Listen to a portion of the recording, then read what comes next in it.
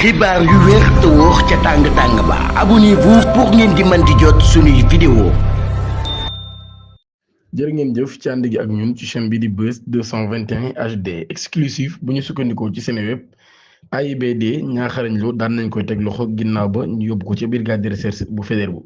Influenceur sinapeur bii di Niakharañ Lo jamono ji ñuy wax ak yéen ma nga ca locaux yu Faidherbe brigade de recherche bu Faidherbe ginnaaw bi nga xamee ni daan nañ koy teg loxo bu ñu sukkandikoo ci information exclusive yoo xam daan nañ koy jëlee ci Seneweb moom sinapeur bi daan nañ ko interpellé à l'aéroport international Blaise Diagne jamono bi nga xamee ni dafa jugee voyage ca bitim réew moom mi nga xam ne moo di Niakharañ Lo te ñu tere woon ko mu génn réew mi moom Niakharañ Lo mi ne kon daal daan nañ nekkoon kon sous le coup d'une interdiction des sorties du territoire national émis par la brigade de recherche de Faidherbe. Interpellation bi nag daan nay lié ak mbirum division d'images intimes maanaam kon daal jàpp nañ ni moom Niakharañ Lo mi dafa fësal ay images yoo xam ni image yu naka sudul noonu la maanaam kon ay image intime jàmbur lañ jàpp ni da koo fësal loolu yi moo tax ñu daal di koy teg loxo jërë ngeen jëf.